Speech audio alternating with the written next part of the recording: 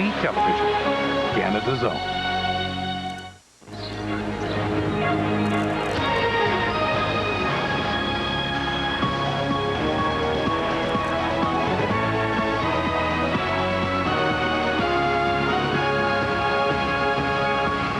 Tonight, another suspect. Is this woman connected to the case of the missing women in BC? In combat. Up close with the Canadian soldiers who went hunting for Al-Qaeda forces in the treacherous mountains of Afghanistan. And on Venture, family feud in Silicon Valley. People are going to be hurt. Why two powerful business leaders are fighting over the future of a high-tech giant. CBC News Sunday Report with Ben Chin. Good evening. Allison is away tonight. We begin with a disturbing development in the case of the 50 missing women in British Columbia. One man has already been charged with 2 counts of murder. Now, CBC News has learned police are investigating another suspect in the case, and the new suspect is a woman. CBC's Daryl McIntyre has the latest. Things seem quiet at the infamous Port Coquitlam pig farm these days, but police say their search for evidence is continuing here. And CBC has learned it's also continuing elsewhere. That police have been questioning and monitoring the movements of this woman, 34-year-old Gina Houston, a close friend of one of the farm's owners and a regular visitor at the property. In a conversation with CBC recently, Houston described herself as the #1 suspect still at large and said, "They've been making my life a living hell, the police." Asked if they think she's involved in the crime, she said, "Well, I've been under investigation for 4 years now, that's all I know." CBC News has also learned that the police executed search warrants at this storage facility, seizing all of Houston's personal possessions, including furniture, dishes, even her children's toys. It's all part of the investigation into the disappearance of 50 women from Vancouver's downtown east side. Most were sex trade workers or drug addicts, and most have gone missing since the mid-1990s. And police think Houston may have been involved. Today, police refused to comment on Houston, but in the past they've said they were investigating other suspects. The investigation is pursuing so many other avenues and other suspects as well. We still need the help of the public. One of the pig farm's owners, Robert William Picton, is already in custody, charged with the first-degree murder of 2 of the 50 missing women. He's being held at this prison where friends and family say he is becoming mentally unstable, even starting to forget people's names. In interviews with the police, Picton has refused to cooperate, but he hasn't denied involvement with the 2 murders he's charged with either. Gina Houston, on the other hand, says she had nothing to do with the disappearance of any of the 50 missing women, although she expects she could be arrested at any time. Daryl McIntyre, CBC News, Vancouver. Darrow has been gathering more information on the case, and he'll have a feature report this week on The National. Canadian soldiers have returned to base after a dangerous 5-day mission in eastern Afghanistan. They braved rugged terrain to go after Al-Qaeda and Taliban fighters. It was called Operation Harpoon. CBC's Céline Galipeau traveled to the front lines, the first Canadian television reporter there. Here is her report. In a mountain range of eastern Afghanistan, Canadian soldiers from the Princess Patricia's Light Infantry are in the hunt for Al-Qaeda and Taliban fighters.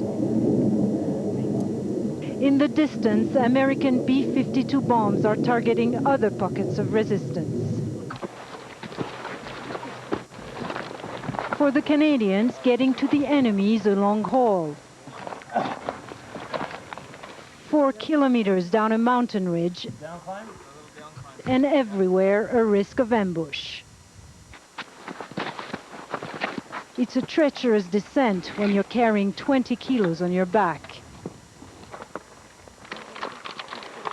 That's right, yeah. Okay, so you're gonna just set me up in the fire base? Yeah, I'm gonna set everyone up. Roger. After 4 hours of trekking, they reach their objective.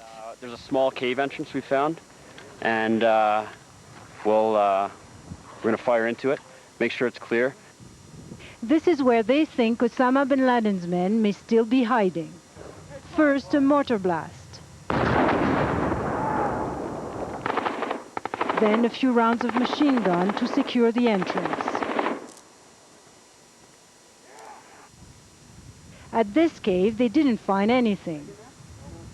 But earlier, on a nearby mountain ridge, Canadians and their American partners had a deadly encounter with 3 Al-Qaeda fighters, and they found stacks of ammunition.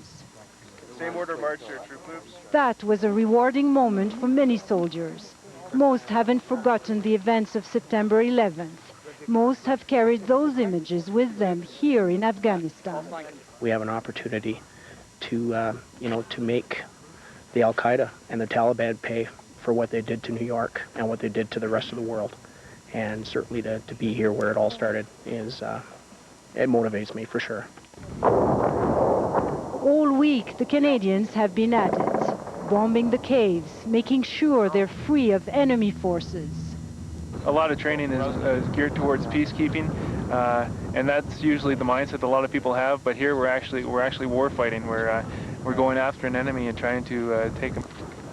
The area had previously been heavily bombed by the Americans, so for the Canadians, securing the mountainside proved less dangerous than expected.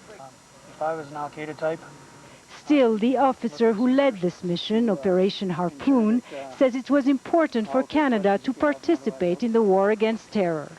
Terrorism is really the threat of the 21st century, and so it should come as no surprise that when this act was committed on September 11th and under Article 5 of the NATO Charter, one of our allies was attacked, that Canada would again rise to the cause and make its contribution. Canada's first combat mission in 50 years is now over, but not its mission in Afghanistan. There is already talk of other missions involving more Al-Qaeda and Taliban fighters still holed up in the mountains here.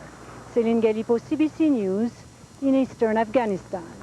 Here on the home front, relief that the operation is over, but there's concern too. Kim Trinacity explains. Kathy Winfield is a happy packer these days, now that Operation Harpoon is over. She's sending off a box of goodies to her husband serving in Afghanistan. I felt like $1 million this morning. I was woken up by the phone and it was Jeff, and just knowing that he was okay and that he sounded excellent, it was huge relief for me. Canadians have been in combat before, but not lately.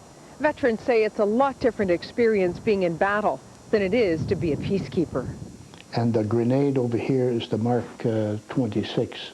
Dan Bordelot knows what it's like. Almost 50 years ago to the day, he was on the front lines of the Korean War. He vividly remembers a battle that killed 5 of his friends and almost himself when he came face to face with a Chinese soldier. Never saw him until he got up on his knees and lit a match to light the fuse. And he didn't get there. Did you shoot him?